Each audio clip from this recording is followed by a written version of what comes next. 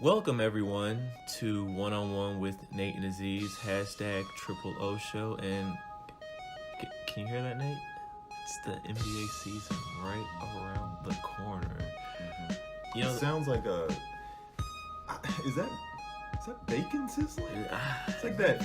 You know, that pop of just that delicious NBA season. I can smell it. It sounds good. Which. The season started a little early this year because, we've have earlier preseason than we usually have, which, could be a good or bad thing. I mean, the earlier basketball we get, the better, so I'm not complaining too much. Sure. But so the past 2 weeks of preseason, I think we've had really, one major point. LeBron is a Laker. Seeing LeBron in a Lakers jersey, it's still... It's a little weird. Does it seem like they're a little tight on that, man? It's like, bro, calm the swole. He got the deluxe version. Like how Dwight Howard used to get the medium jerseys. Right, exactly. Yeah, the kind that lets your nipple show through. Yeah. Yeah, man. LeBron is in the Lake show now. Obviously that team has a whole new sort of facelift. So a lot of different things moving around. Particularly with what I've seen in these first few games, kind of dates back to the expectations we've had for the past couple seasons. There's a couple guys that are on their developmental roadmap, right? Yeah. That are supposed to be hitting some big strides this year.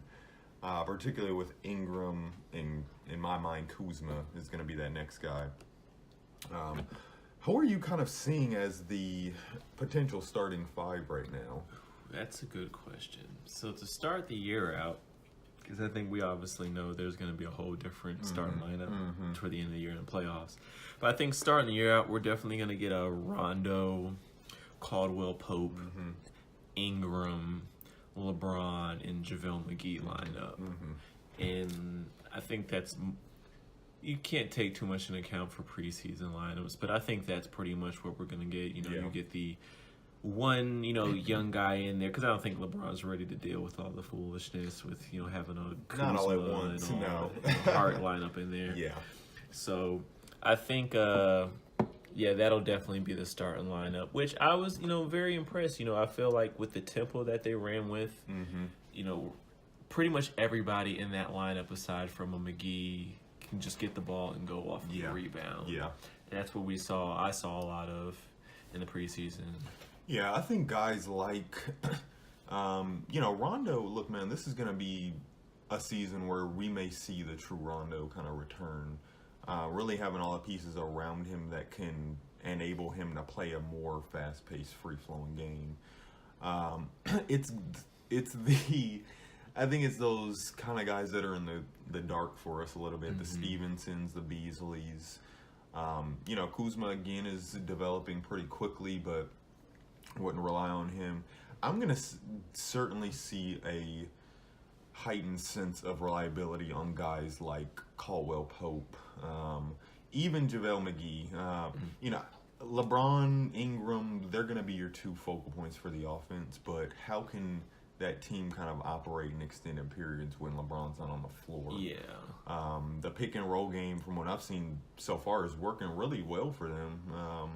JaVale McGee is just a catch and dunk kind of guy. They have a lot of, lobbers in the mix.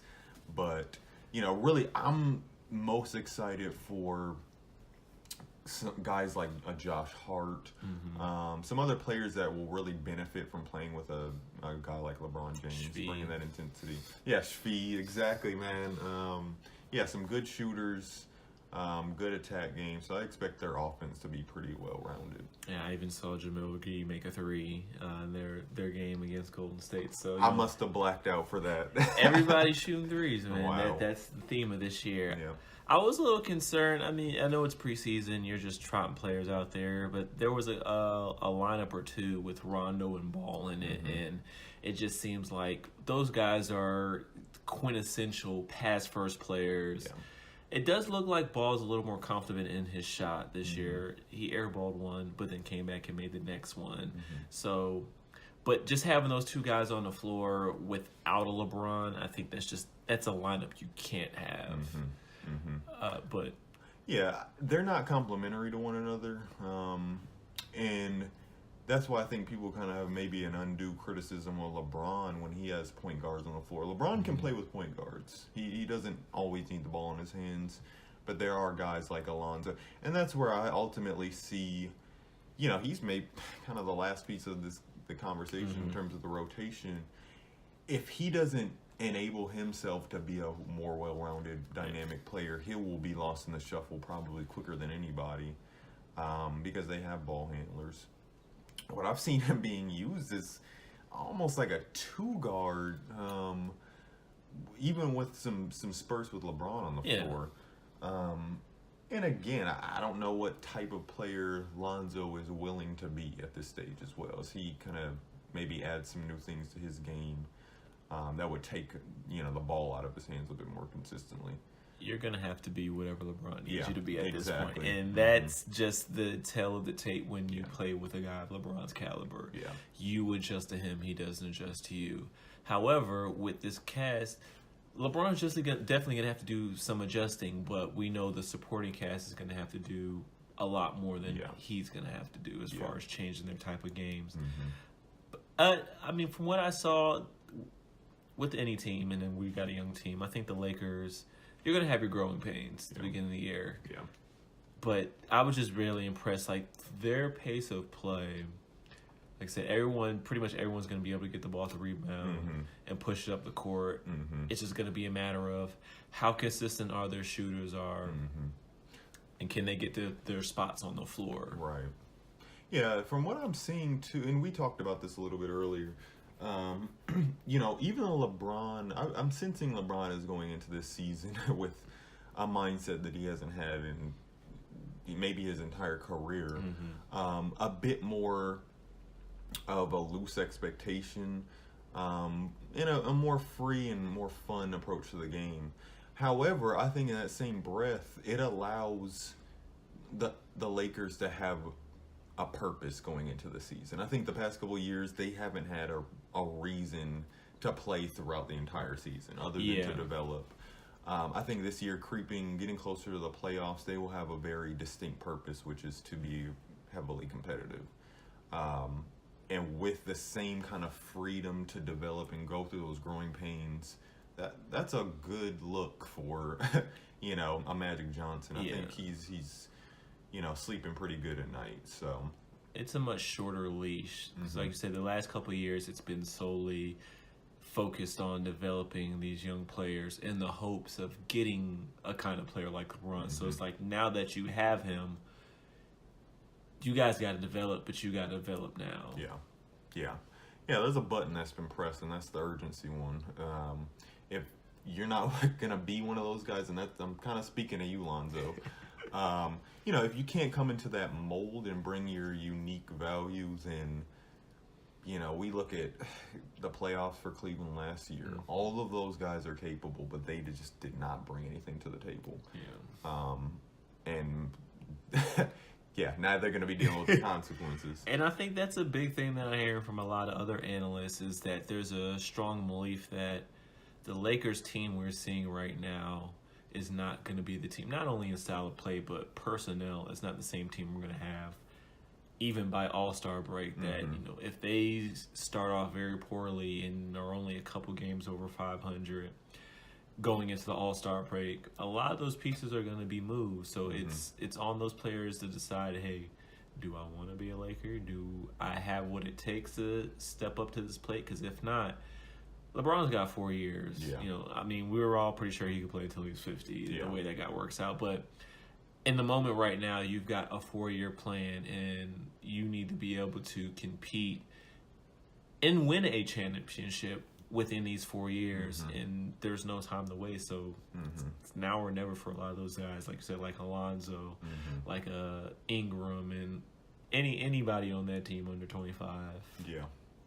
Yeah, and I thought for a brief moment that they would, perhaps be hurt by the Randall loss. He was coming along a bit well. But, ultimately, a LeBron James team will go into the playoffs competitive for the most part, and that expectation always needs to be there. Now, what I've seen early on is it's, Brandon Ingram is taking some reins. He's said, you know what, and I'm sure LeBron has told him this directly, but he is potentially the most offensively talented player on the team, night in and night out. So they're going to rely very heavily on that as a Kyrie sort of, combination. When LeBron is having perhaps a limited flow or you have late game situations, Ingram very likely this season will be that guy to take those shots. And that's needed now. That was needed last season a little bit, but more than ever, they're really going to have to get that out of them. And I think we saw that in the preseason. In the time that Ingram did play, it looked like he was a lot more aggressive, than he was last. He stepped it up last year, but this preseason looked different. Hey, now I know I belong. I know what I'm capable of. I think I don't know what it is about his shot, because he's not a bad shooter, but I feel like there's a little flaw in maybe not his form, but his release that leads him not to. It's a little hitchy. Yeah, be as effective as he is. But the guy can score. He can get to the basket, which is one of the things that impressed me the most about what I saw from him during this preseason and even last season was that with his length, he's just able to get to the basket and get to angles without having to make overly athletic moves. And I think that's one of the impressive things. I was a little disappointed. I felt like he would have put on a little more weight this year, because I know his rookie year, that's what I saw he really struggled with, was his body. We knew he was talented offensively, but he wasn't able to guard people, so he was susceptible to be getting into foul trouble a lot. And, you get in foul trouble, you can't score if you're not on the court. Right. Yeah, people have talked about, the comparison to KD, and we've talked about it too, physically, and even as that ties into his shot. But, I wouldn't say that's the most accurate comparison. Build-wise, yes. Sure. Game, not at all. The athleticism, I think KD is a much better athlete than people give him credit for, just based on his fluidity, his ability to jump. Ingram stays relatively low to the ground, but like you said, has the ability to really utilize his length. I think he's athletic. Do you remember that? I don't think Brandon Ingram is an athletic player. Didn't I ever send you that picture of him testing his vertical at the combine? Or at the private workout. I'll send it to you. Like, he's athletic. It's just he's a guy that doesn't necessarily show. It. Yes. Yeah. Why do you think that is? I think it may be back to the. Okay, so this is going way back to high school, right? We both used to follow him in high school. He was dunking on everybody, right? Yeah. He showed a bit more desire to make athletic plays. I think at this stage in his career, he may still not be fully comfortable with his body at the NBA level, but also he may say, you know what, I don't want to use my athleticism. Maybe I want to do it a bit more differently and effectively. I think he's athletic, but he's not an explosive athlete. Sure. It's kind of like the difference between a slow twitch and a fast twitch. Yeah, good point. But to the comparison of KD physically as well, KD has filled out over his career. Yes. Right? He's gotten some body, but he's still very thin. I don't think Ingram has... I think he can, though. You think he can? Because I think... He seems much more, skeletal. I feel like Durant was... So you got your tiers. Okay. You got what Ingram looks like right now, Durant, and then Giannis. Right. I don't think Durant or Ingram can ever get to where Giannis is now. Because remember, Giannis was really thin as well, too, when he first came in. Right. And he's, Sports Illustrated cover athlete, a swimsuit model now. But I feel like... I don't think, like you said, I don't think Ingram's ever just going to be overly muscular, but I think there's more pounds to be put on his frame than we're seeing now. Enough to where it's like, hey, like a Kevin Garnett, body-wise. Like, Garnett wasn't a big guy, but you could tell he was strong enough. When you couldn't push him. Yes. And I don't see that from Ingram right now, but I feel like... Look, we'll see if it comes. Because there may be an emphasis with this new team now on the conditioning and the athletic, the physical nature. Clearly, he's not guarding LeBron in practice. I'll Right. put it that way. Yeah, the man is if he's getting knocked out of there, he is flying. He's into on the LeBron. stands. Every time they run scrimmages, LeBron's like Ingram with me. Because Yeah. I've heard some quotes about Kuzma talking about, guarding LeBron in practice. So clearly, Ingram, because otherwise I feel like, we would have seen that change. Yeah. Yeah, maybe they're not emphasizing that for him in LA. And to his credit, he's found some ways to work around that, at least on the offensive side. But I would like to see that for any player. You have to reach your physical peak just as quickly as you do with your skills. So. And you know when that's going to happen? I feel like that's going to happen after they really play Golden State for like the first time, because they're going to realize LeBron's not going to guard Durant, not for a full game or majority of the game. So that's going to task a guy like Ingram to have to be able to guard him. And exactly. That's when he's probably going to realize, hey. Yeah. And I think there's some, you were talking about the tiers. You don't have to be freaking Ben Wallace. Like, right. A Jason Tatum. I think Jason Tatum is he is just filled out already. Even though he's thin. Right. And he still uses that in small advantages. He'll catch a body. Right. He can do a couple post-ups on smaller guys. So the but more he has it. Right. It's always there. It's there. Yeah. Ingram's not. But do you think that was natural or that was a deliberate focus? I think that was they've got different body types as well. But I think that was something that,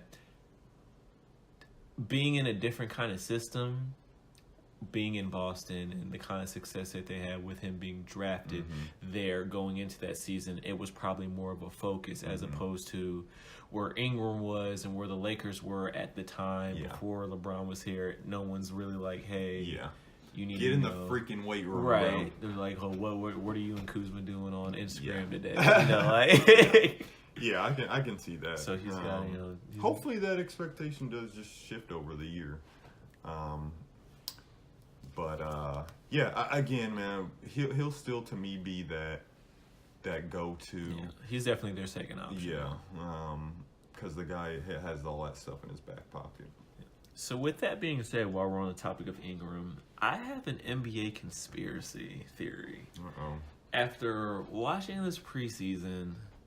So the first time the Lakers played the Warriors, I believe this was on last Wednesday, Brandon Ingram had 31 points, and he shot 17 free throws. He was 15 for 17. That's the most free throws he's ever attempted in a game. And I believe Durant fouled out in this game as well. So I have a conspiracy that there's emphasis in this year going into calling certain kind of fouls about impeding players' progress and the way players set screens.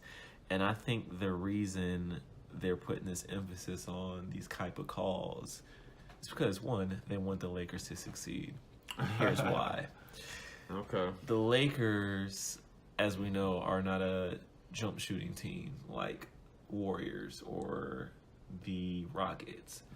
But everybody on that team is going to be able to get to the free throw line, or they're going to be able to get to the basket. And typically, that's where you get your calls, at the basket, not on jump shots. That's a coach's, worst nightmare is fouling a jump shooter. And so getting to the basket, that's where you really put the responsibility on those refs to, was there contact? Was there not contact? And so I think having a team the way the Lakers is built, they're going to start teetering the officiating to benefit their style of play.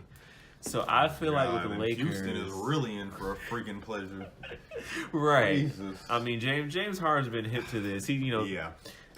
before Stern left, he threw a little envelope under him, letting him know this was coming. Right, so I appreciate it, man. But yeah, the way the officiating was this preseason, it was definitely different. Okay. And they come in every year and they have things that were, they change or focal points. Yeah. But it seems like the best way I can liken it to is in the NFL right now, where we're seeing the kind of calls they're making on roughing the passer, because this whole emphasis about we need to protect the quarterbacks when really is we need more points, because people that are watching want to see teams score points. And if your top players, the quarterback's the most important person contributing to this, is it playing, everybody suffers. So I feel like we're kind of getting that revolution is about to come down in the NBA, where it's like, hey, we can't have any 87 to 79 games. Like, we need everybody scoring in the hundreds every game. I can see that. I mean, LA in particular, they are going to be widely advantageous for that. I mean, they're playing the run and gun game this year.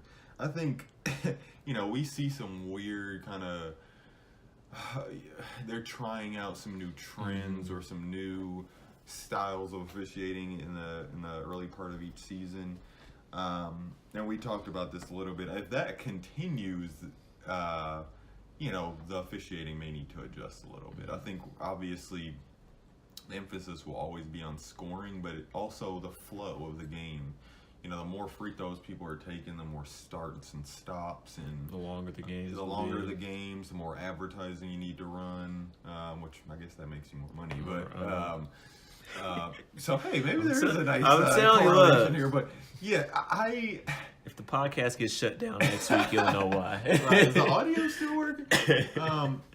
No, we talked about the NBA also. I think they do a relatively good job at adjusting throughout the season. So if that is an initial point of focus, just to get the Lakers off their feet a little bit, hopefully they curb it headed into the playoffs. I feel like that's how it starts. They're going to have these certain set of rules.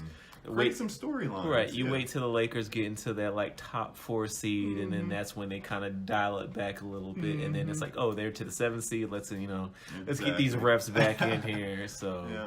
Hey, there's some conspiracies going on in OKC too to get Westbrook all these triple doubles. I'm telling you. I can neither confirm nor deny any of those, but well, hey, that's We'll. If y'all don't hear from us next week, then something went horribly wrong. I certainly think the league will need to adjust to LA because they're going to be on a lot of primetime games. Also, that late those late games, I'm wondering if they're going to start to put those on a little bit early. I actually heard that being a conversation last year, if they're going to start moving primetime games up an hour. Oh, they definitely will.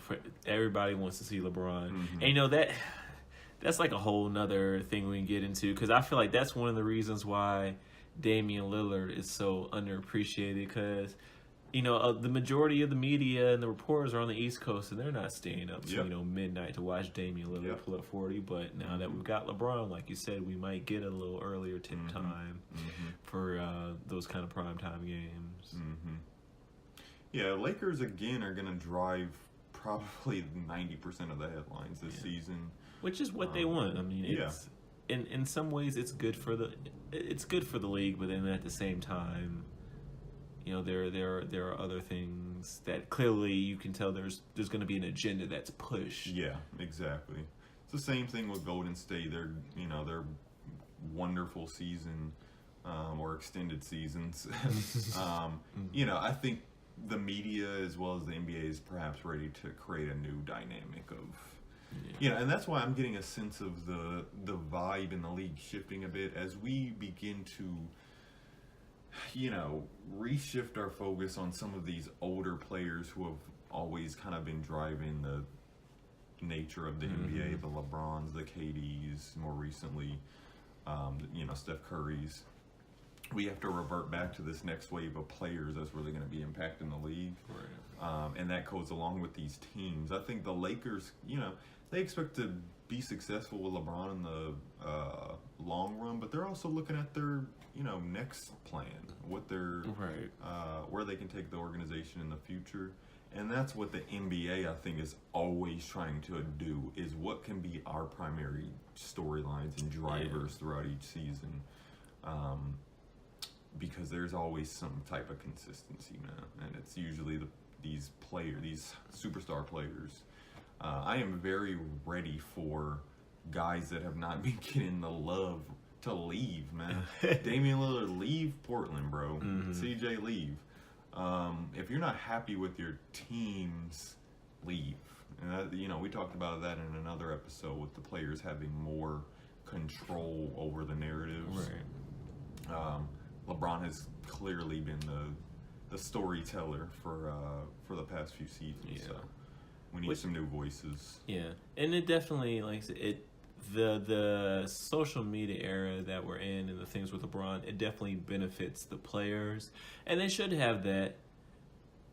But at the end of the day, it's a business, and you're always as long as there's 30 teams in the NBA and you have players in markets like Cleveland and Milwaukee and Portland, There'll be a disparity. Yeah, there's going to be a disparity because you just don't have the necessities outside of basketball to attract players to a place like Los Angeles or New York. But then sometimes you may have all that and you still can get players a la a team like Atlanta, which is a big market, but we don't rarely see players sign out here. But there's some conspiracy theories about that, but I won't get into that on this one. Magic City is y'all's fault. Right. Again, I think that's why you see so much of the activity in the league being driven by the top 10 guys, top 20 guys. They're impacting the finances, the fucking, long-term, excuse my language, the long-term plans of these GMs and these, presidents. That causes too much of a rift in major markets versus mid-tier and small markets because players want money, right? We look at an organization like Oklahoma City who organically grew through the draft. They had to take that team from another city and take it into a kind of an unknown space, and they did it it took a long time. I think that's what a lot of organizations in the NBA is not really willing to do, is create long-term growth. Through the draft, through, putting all your resources into your fan base, into creating some excitement around it. Every team instead of has just focusing on how can I acquire this major superstar that I'm probably going to miss out on anyway. You can tell, and I forget who said it, but it said it greatly, that only one team can win the championship every year. So all the other teams, you kind of have to figure out what space you're in and what is success for you. Because although it sounds great, we want to compete for a championship this year. Every year there's maybe, 5 teams at the most that realistically can compete for a championship. So as an owner, you have to, or GM or whatever your upper, front office position is, you have to make a decision as far as, okay, what is success to us this year on the court and off the court, and how we can achieve that. And a big part of that, though, is that the fans, because with, social media and all that, the fans want to feel like we're improving and we may not be where we are, but we want you to assure us that we're going to get there. And that's exactly how Philly, they created a marketing perspective on it. If you can drive some growth each year, whether that be a player acquisition or even you're saying to your fans, this is our plan, right? This is what they did very directly. And I think you hit the nail on the head again, is that the fan base really is probably your second most significant driver of the financial, aspect of your team's success. And I think Atlanta, just briefly talking about it, we don't have the most supportive fans in the consistent, we're not giving a lot to our organizations. I definitely agree with that. Because we do have this is a big market. We have very passionate fans, but we don't have, I'm speaking for the Hawks, okay, right? I don't have a personal tie to the Hawks. I don't feel anything directly correlated to them other than wanting to support them because they're local. And I don't feel like Atlanta gives a lot of that. The Hawks give a lot of that back to us. And so if you're going to be a team who says, we're on a 3-year plan, 5-year plan, or whatever. Bring us into that space and make us feel comfortable. Yeah. Don't say, hey, we're going to just try to get this guy over the summer and we hope it works out. Which I feel like Atlanta's trying to do that now with, okay, we traded away, the 5-player of the month guys that we had, and we've got Trae Young now. And so you can see it now, but like I said, in the past, you didn't really have it was like, okay, well, we get knocked out of I don't want to say we because I'm not a Hawks fan. They get knocked out of the second round every year, but you're bringing back the same team. Yeah, so it's like, what is it playing? Yeah. And another thing with Atlanta, which is the whole, another demographic conversation we can have. It's a very transient city where, a lot of people live here, aren't from here, so you have ties to other places.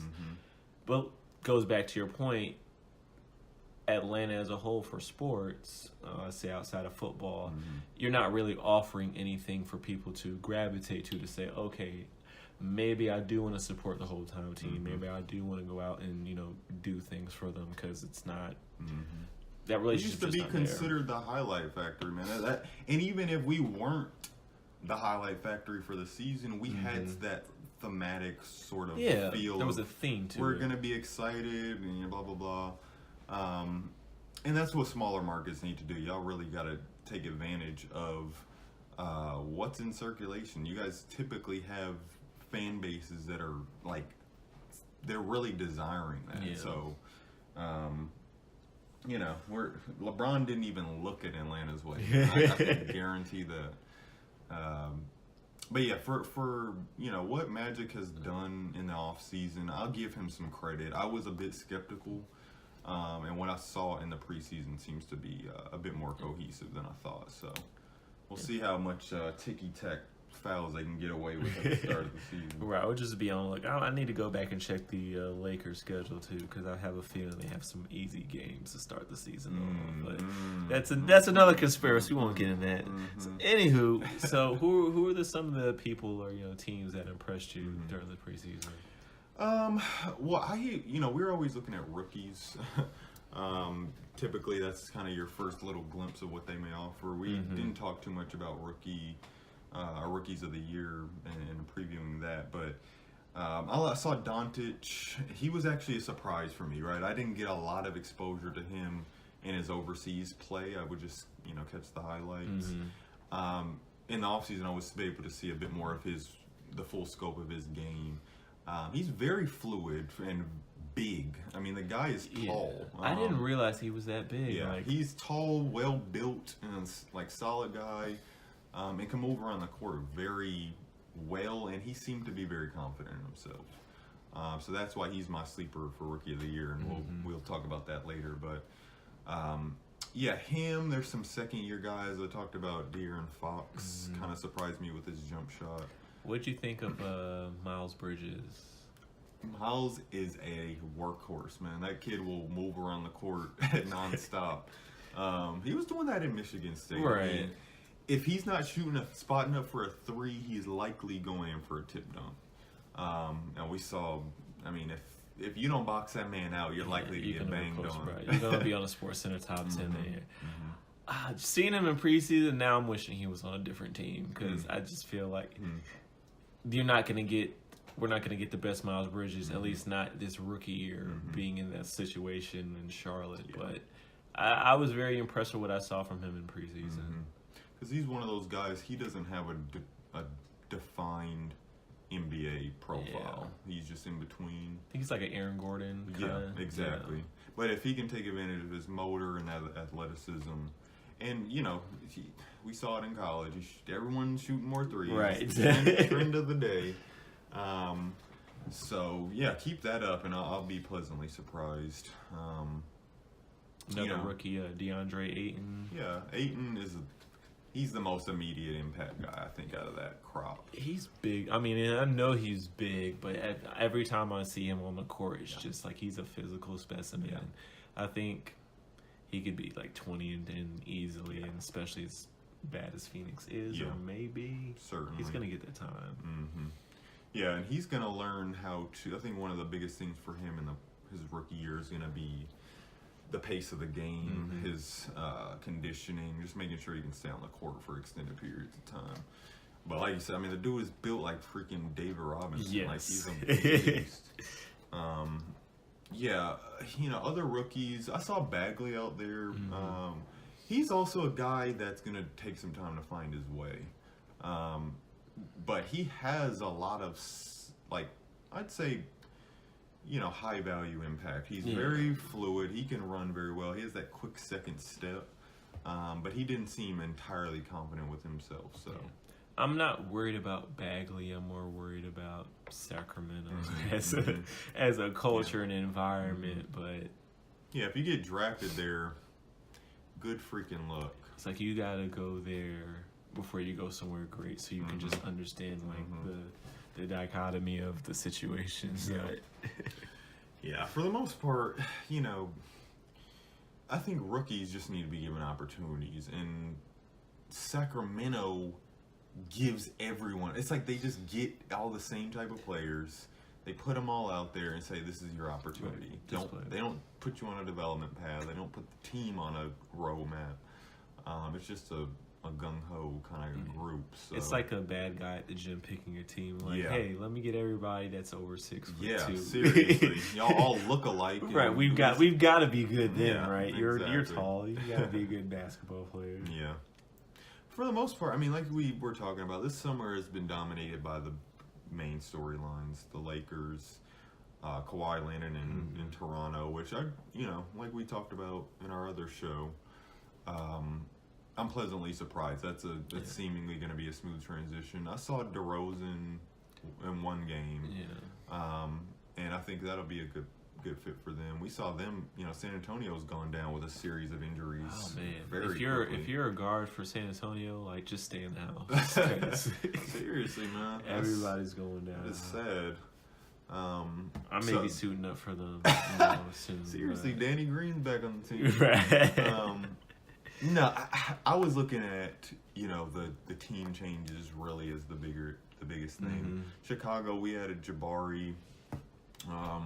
Zach should be having a healthy season this year. I like what I saw from Jabari off the bench. What concerns me though is, as long as Markkanen is out, I feel like Jabari is going to have more responsibility than they need for him to have.